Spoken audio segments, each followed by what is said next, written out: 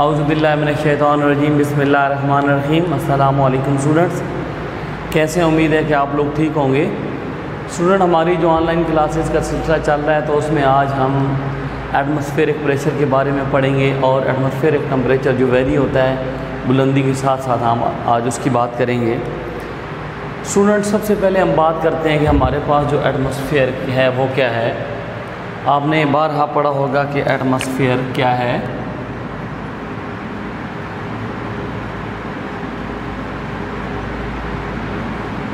ठीक है,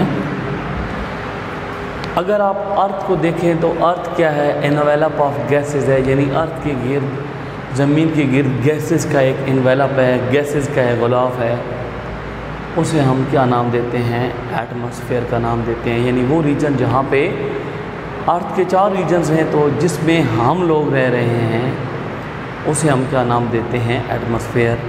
तो उसको डिफ़ाइन करते हैं एनवेलप ऑफ डिफरेंट गैसेस, मुख्तलिफ़ गैसेस का जो इन्वेलप होता है, जिसमें सबसे ज़्यादा जो है ना नाइट्रोजन है 78%, ऑक्सीजन 21% है, आर्गोन 0.93% है, कार्बन डाइऑक्साइड 0.03% है। तो ये जो और भी सारी गैसेस हैं, तो इन्वेलप ऑफ डिफरेंट गैसेस, मुख्तलिफ़ गैसेस का जो इन्वेलप होता है अर्थ के गिर्द, ज़मीन के गिर्द, उसे क्या कहते हैं? एटमॉस्फेयर कहते हैं।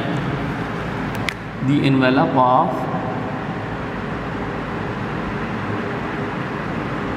different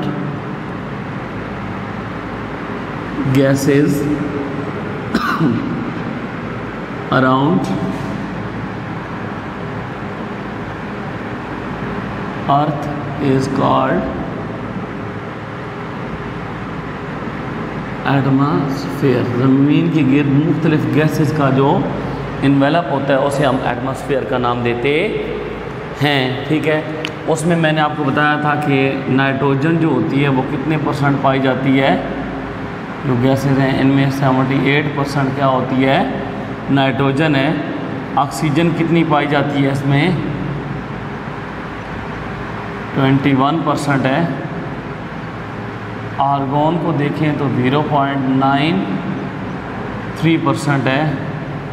कार्बन डाइऑक्साइड 0.03% है। तो ये अपनी मुख्तलिफ़ गैसेस पाई जाती हैं। तो ज़मीन के गर्द मुख्तलिफ़ गैसेस का जो एनवेलप होता है उसे हम एटमॉस्फेयर का नाम देते हैं। ठीक है, अगर हम एटमॉस्फेयर को देखें तो उसके भी आगे क्या हैं? रीजन्स हैं। उन रीजन्स के बारे में मैं आज आपको बताता हूँ कि एटमॉस्फेयर के रीजन्स कौन कौन से हैं। एटमॉस्फेयर के स्टूडेंट्स 4 रीजन हैं। ठीक है, ये मैं आपके सामने एक फ़िगर बनाता हूँ इसकी रीजन्स की। ये जो है ना आप समझेंगे ये एटमॉस्फेयर के रीजन्स हैं। ठीक है, फर्स्ट जो रीजन है एटमॉस्फेयर का वो ये समझें 12 किलोमीटर तक होता है। दूसरा आप समझें 50 किलोमीटर तक है। नेक्स्ट 85 किलोमीटर्स तक है और उससे नेक्स्ट आगे। सबसे जो पहला रीजन होता है एटमॉस्फेयर का उसे कहते हैं ट्रोपोस्फेयर।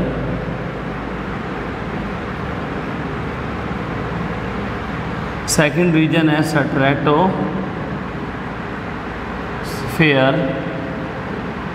नेक्स्ट रीजन है मेसोस्फेयर और लास्ट है थर्मोस्फेयर। ठीक है, ट्रोपोस्फेयर 12 किलोमीटर्स तक है, 50 तक स्ट्रेटो है, 85 तक मेसो और ऊपर जो है ना वो थर्मोस्फेयर है। अगर हम ट्रोपोस्फेयर की बात करें तो ट्रोपोस्फेयर में टेम्परेचर कुछ यूँ वेरी करता है। ये जाता है -58 सेल्सियस तक, स्टार्ट होता है 17 से। ठीक है, हम अगर बात करें ट्रोपोस्फेयर की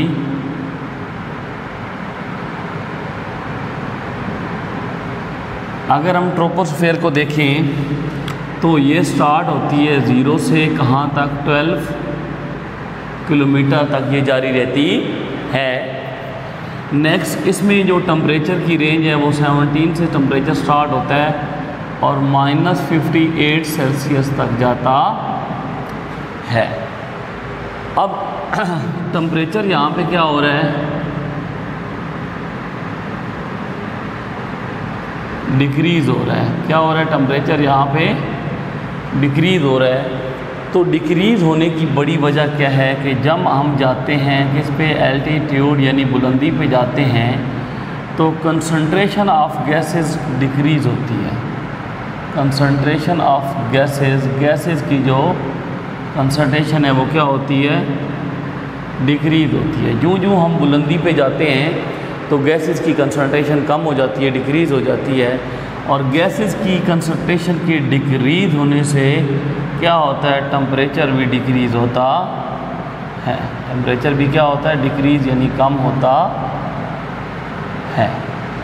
जो हम बुलंदी पे जाते हैं तो गैसेस की कंसंट्रेशन कम होती है, और गैसेस की कंसंट्रेशन के कम होने की वजह से टेम्परेचर भी कम हो जाता है।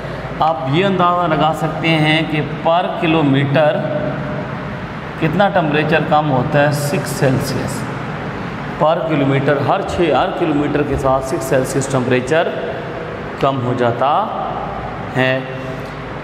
तो ट्रोपोस्फेयर 0 से लेकर 12 किलोमीटर तक है। टेम्परेचर की रेंज 17 से -58 है, यानी टेम्परेचर डिक्रीज़ होता है। इसकी वजह क्या है, जो हम बुलंदी पे जाते हैं तो गैसेस की कंसंट्रेशन कम होती जाती है, और गैसेस की कंसंट्रेशन होने से टेम्परेचर भी डिक्रीज़ करता है। और ये आप अंदाज़ा लगाएं कि पर किलोमीटर 6 सेल्सियस टेम्परेचर डिक्रीज़ होता है। और ये वो रीजन है जिसमें हम जो ना वो वेदर बनते हैं, ज़्यादातर एयरक्राफ्ट वगैरह इसी के अंदर चलती हैं। इसको एक दफ़ा देख लें आप लोग।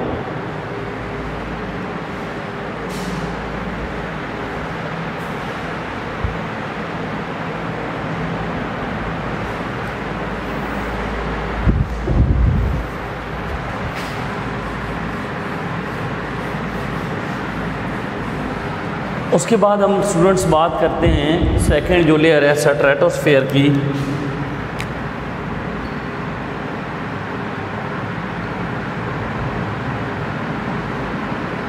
स्टूडेंट जो हमारे पास स्ट्रेटोस्फेयर है, ठीक है, ये 12 किलोमीटर से स्टार्ट होती है और 50 किलोमीटर तक ये रहती है। स्टार्ट होती है 12 किलोमीटर से, रहती कहाँ तक है, 50 तक है। इसमें टेम्परेचर की रेंज शुरू होती है -58 सेल्सियस से और एंड कितने पे होती है, 2 सेल्सियस पे। यानी इसमें टेम्परेचर क्या होता है, इंक्रीज़ होता है। टेम्परेचर क्या होता है, इंक्रीज़ होता है। इसमें टेम्परेचर के इंक्रीज़ की वजह क्या है कि आप देखें 25 किलोमीटर से, अब मैं आपको बताता हूँ कि इस रीजन में टेम्परेचर -58 है। अब ये देखें ना, ये 2 सेल्सियस तक गया है। इस रीजन में टेम्परेचर -58 सेल्सियस है, ठीक है, कितना है, -58, लेकिन यहाँ पे 2 है। लोअर रीजन में कम है, जबकि आप ऊपर वाले इसके हिस्से में देखें टेम्परेचर ज़्यादा है। अब उसकी वजह क्या है कि 25 से 30 किलोमीटर के अंदर क्या चीज़ पाई जाती है, ओजोन लेयर पाई जाती है। क्या चीज़ पाई जाती है, ओजोन लेयर। अब इसका काम होता है किस चीज़ को जो है ना रोकना, अल्ट्रा वायलेट रेडिएशंस को रोकना। यूवी रेडिएशन जो होती हैं, अल्ट्रा वायलेट रेडिएशन होती हैं, उनको रोकना किसका काम होता है, ओजोन लेयर का काम होता है, ठीक है। तो अब वो लेयर्स इस हिस्से में तो पहुंचती हैं, ठीक है। ये देखें ना, ये हिस्सा अगर आपको पास ओजोन लेयर है तो वो इस हिस्से में तो लेयर्स आती हैं सारी, इस हिस्से में तो वो लेयर्स आई हैं, लेकिन इस हिस्से तक नहीं पहुंच पाई। ऊपर वाले हिस्से में है लेकिन निचले हिस्से में वो लेयर्स नहीं पहुंच पाती।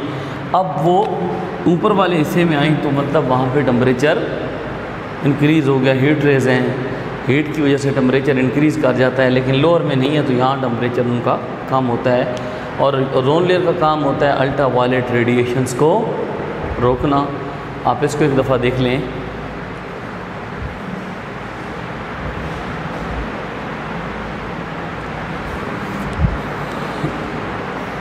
उसके बाद स्टूडेंट्स जो है ना वो हम इसमें जाएं, फिर टेम्परेचर इंक्रीज़ करेगा, इसमें जाएंगे फिर टेम्परेचर डिक्रीज़ करेगा। तो इस तरह ये प्रोसेस चलता रहता है।